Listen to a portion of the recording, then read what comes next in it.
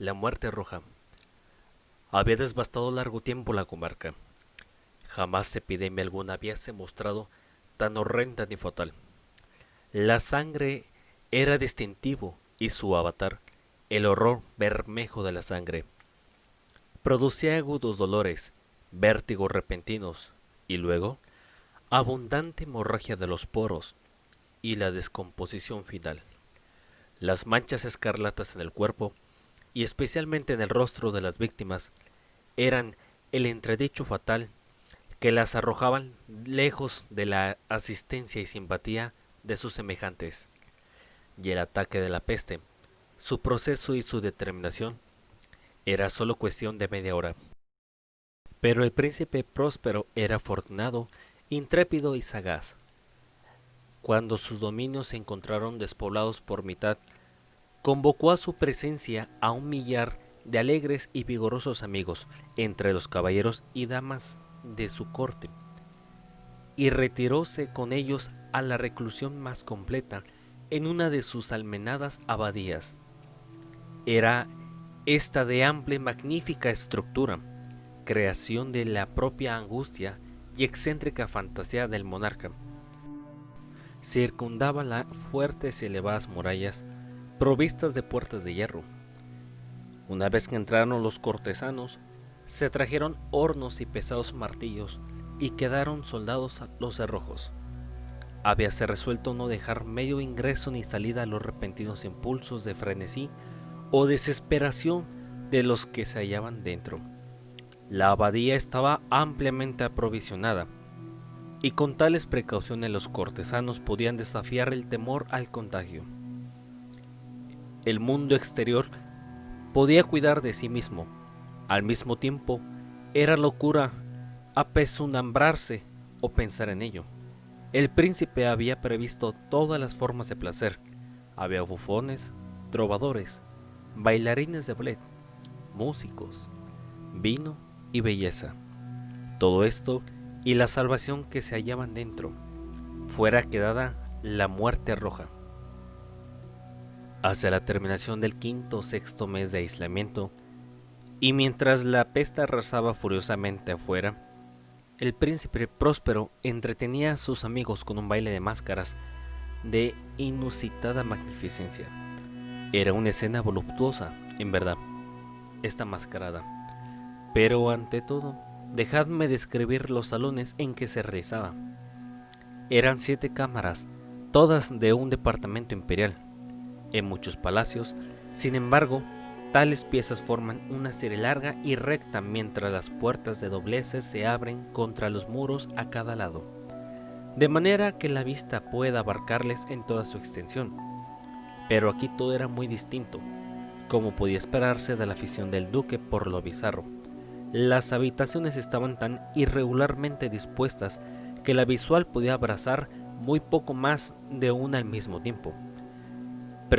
Presentarse al mismo tiempo. Presentarse una curva aguda cada 20 o 30 yardas, y a cada curva el aspecto era completamente diferente. A la derecha y a la izquierda, en el centro de los muros, una estrecha y elevada ventana gótica daba a un pasillo cerrado que seguía las revueltas del departamento.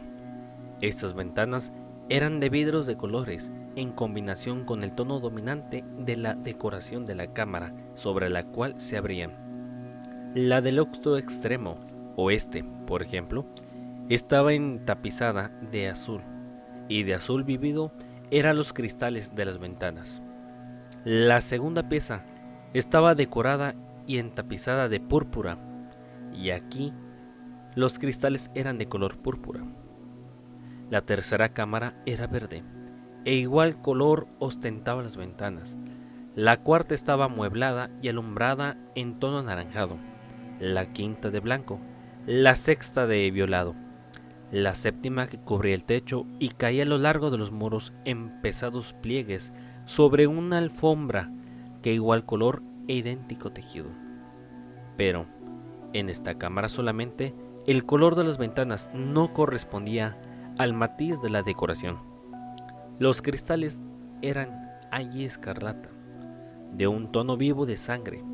Ahora bien, en ninguna de las 7 habitaciones había lámpara o candelabro alguno entre la profusión de adornos de oro esparcidos acá y allá o pendientes del techo. No se veía la luz de ninguna clase que emanara de arañas o bujías dentro de las cámaras. Pero en los corredores que rodeaban la serie, veíase delante de cada ventana un pesado trípode sustentado un brasero de fuego que proyectaba sus rayos a través del coloreado cristal, iluminando alegremente la habitación y produciendo con sus reflejos multitud de graciosas y fantásticas apariciones. Más hacia el lado oeste, o sea, en la cámara negra, el efecto del fuego que corría sobre las negras colgadoras, penetrando a través de los cristales teñidos de color de sangre, era extraordinariamente lúgubre y daba tan sombrío aspecto a la figura de los que entraban, que muy pocos de la compañía eran suficientemente intrépidos para traspasar sus umbrales. En esta pieza habían tenido un gigantesco reloj de ébano que se erguía apoyado contra el muro occidental. Su péndulo oscilaba con triste y pausado movimiento. Cuando las manecillas habían recorrido todo el circuito de la esfera y la hora iba a sonar, venía desde las profundidades bronceadas del reloj un sonido alto y claro y extremadamente musical, en verdad, pero de entonación y de énfasis tan peculiares que, a cada lapso de una hora, los músicos de la orquesta se veían obligados a detenerse instantáneamente en su ejecución para escuchar el sonido, y los bailarines cesaban en sus evoluciones, todo lo cual provocaba un breve desconcierto en la alegre compañía, pudiéndose observarse que mientras los ecos del reloj vibraban todavía, los más jóvenes palidecían, y los de mayor edad y más serenos pasaban su mano por la frente como en medio de algún confuso ensueño o meditación. Mas apenas cesaba la vibración, ligeras carcajadas brotaban por todas partes en la asamblea. Los músicos mirábanse unos a otros y sonrían de su propia nerviosidad y locura, comprometiéndose mutuamente en búsqueda a que la próxima campanada del reloj no les produciría emoción semejante. Y luego, pasando el lapso de los 60 minutos, que representan 3600 segundos del tiempo que vuela, repetíase el sonido del reloj, y repetíase igual desconcierto, el mismo temblor y meditación de una hora antes. Pero a pesar de todo, era aquella una brillante y magnífica fiesta. La estética del duque era original. Tenía un gusto refinado para la combinación de efectos y colores. Desdeñaba la decoración que solo se gobierna por la moda. Sus ideas eran atrevidas y desordenadas, y sus concepciones ostentaban bárbaro esplendor. Algunas le habrían calificado de loco. Sus admiradores, sin embargo, sabían que no era así, pero se hacía necesario oírle, verle y palparle para estar seguros de que se encontraba en su juicio. El príncipe había dirigido personalmente, en su mayor parte, la decoración fantástica de las 7 cámaras, con motivo de su gran festival, y había decidido, según su propia inspiración, el carácter de la mascarada. A buen seguro de los disfraces eran extravagantes, mucho brillo y relumbrón, mucho de agresivo y fantasmagórico, mucho de lo que entonces acá se ha observado después en Erasmi. Encontrábanse figuras arabescas con miembros y accesorios extraños. Había fantasías delirantes como las creaciones de un loco. Había mucho de belleza, mucho de ingenio, mucha de bizarría, algo de terrorífico y no poco de lo que podía inspirar aversión. Acá y allá de las 7 cámaras discurrían muchos desvaríos. En verdad, desvaríos que se perpeaban entrando y saliendo, tomando el colorido de las habitaciones y haciendo pensar que la música descabellada de la orquesta era el eco de sus pasos. A poco dio la hora del reloj de ébano colocando el salón de terciopelo, y entonces todo quedó silencioso y en suspenso, dejándose oír únicamente la voz del reloj. Los desvaríos quedaron rígidos y helados en su inmovilidad.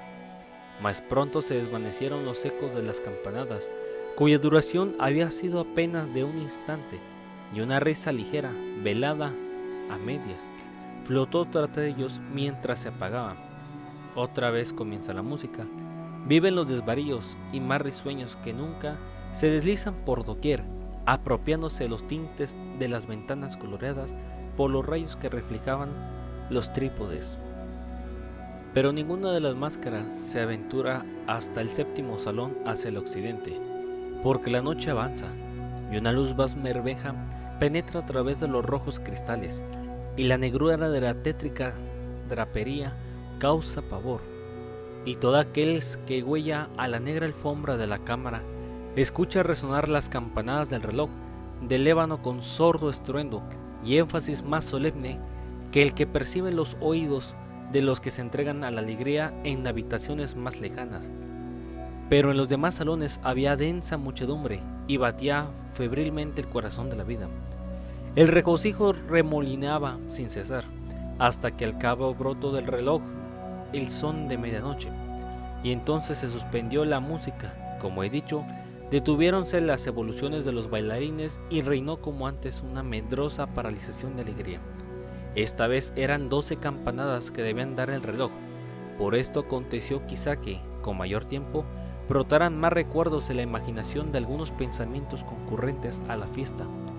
Y quizá por esto aconteció también que antes de que el eco de la 12ª campanada hubiérase hundido en el silencio, muchas personas advirtieran la presencia de un enmascarado que no había llamado hasta aquel momento la atención de las circunstancias.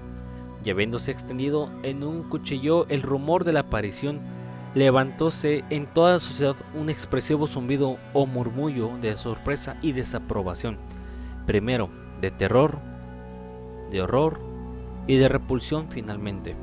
Podría suponerse que en una reunión de fantasmas como la que he descrito, ninguna aparición ordinaria tendría el poder de excitar tal sensación. En verdad, la libertad de esta mascarada nocturna parecía extraordinaria, pero el personaje en cuestión mostrábase más herodiano que el propio Herodes, y había traspasado los límites, casi indefinidos, del decoro del príncipe. Existen ciertas cuerdas que no pueden tocarse sin emoción siquiera si hay en el corazón de los más empedernidos, aun respecto de aquellos completamente abandonados, para quienes la vida y la muerte son iguales burlescas. Hay ciertos temas en los cuales no es permitido bromear. Toda la compañía parecía profundamente convencida de que en el porte y disfraz del extranjero no existía ingenio ni oportunidad. La figura era alta y delgada, y estaba envuelta de arriba abajo en atavíos funerarios. La máscara que ocultaba su semblante tenía tal semejanza con el aspecto de un cadáver, que el más minucioso escrutinio había tenido dificultad en descubrir el fraude. Todo esto podía haberse aceptado, ya que no aprobado por los locos invitados al sarao. Pero el enmascarado había ido hasta asumir el tipo de la muerte roja. Sus vestiduras estaban manchadas de sangre, y el ancho rostro ostentaba en todas sus facciones las señales del horrible escarlata.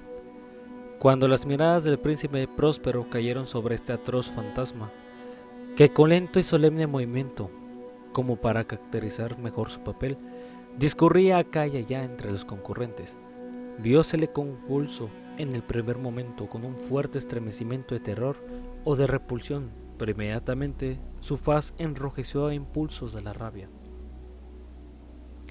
¿Quién se atreve?, preguntó con voz enronquecida a los cortesanos que le rodeaban. ¿Quién se atreve a insultarnos con esta grotesca blasfemia? Cogedle y desenmascaradle. Veamos a quién hemos de colgar mañana desde las almenas al levantarse el sol. Encontrarse con el príncipe Próspero en la cámara azul, hacia el este, cuando profería estas palabras. Su voz repercutió sonora y distantemente en las 7 salas, pues el príncipe era un hombre osado y vigoroso, y la música había callado a su movimiento de su mano. Encontrarse en el salón azul con un grupo de pálidos cortesanos a su alrededor. Mientras pronunciaba aquellas palabras, hubo al principio un ligero movimiento del grupo hacia el intruso que se encontraba al alcance de aquel momento y quien entonces, con firme y deliberado paso, se aproximó al que hablaba. Pero, debido al desconocido pavor que la insensata arrogancia del enmascarado había inspirado a toda la concurrencia, ninguno se atrevió a poner la mano sobre él, de modo que pudo acercarse sin obstáculos hasta una yarda de distancia de la persona del príncipe. Y mientras la vasta asamblea, movida por un solo impulso, se recogía desde el centro hasta los muros de la habitación, dirigióse el enmascarado libremente, con el mismo paso solemne y mesurado que le distinguió desde el primer momento, del salón azul al púrpura, del púrpura al verde, del verde al anaranjado, de aquí al blanco, y siguió todavía el violado, sin que se hubiera hecho movimiento alguno para detenerle. Entonces el príncipe próspero enloqueció por la rabia y la vergüenza de su momentánea cobardía. Atravesó precipitadamente las 6 cámaras sin que nadie le siguiera a consecuencia del terror mortal que les había sobrecogido. Llevaba en alto una daga desenvainada y habíase acercado impetuosamente hasta 3 o 4 pies de la figura que huía, cuando al llegar ésta al extremo de la cámara de terciopelo, volvióse repentinamente e hizo frente a su perseguidor. Oyóse un agudo grito. El puñal resbaló centelleando sobre la negra alfombra, en el cual, un instante después, caía postrado de muerte el príncipe próspero. Entonces alguno de los asistentes a la fiesta, reuniendo el salvaje valor de la desesperación, precipitándose a la cámara negra y cogiendo al enmascarado, cuya alta figura continuaba erguida e inmóvil en la sombra del reloj de ébano, sintiéronse poseídos de indescriptible horror al encontrar que los ornamentos de la tumba y la máscara del cadáver que sacudían con violenta rudeza no estaban sostenidos de forma tangible alguna. Entonces se reconoció la presencia de la muerte roja.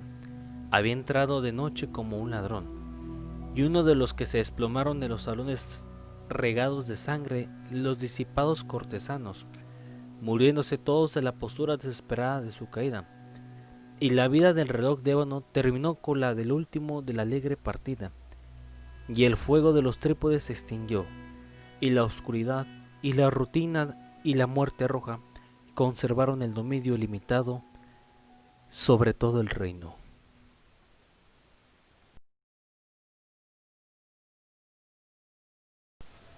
Si este video es de tu agrado, no olvides darle like, compartir con tus redes sociales favoritas y suscribirte a la página, ya que próximamente estaré subiendo material de este entre otros tipos. Mi nombre es César Adrián y hasta aquí ha llegado este video. Esto es César Lesioni.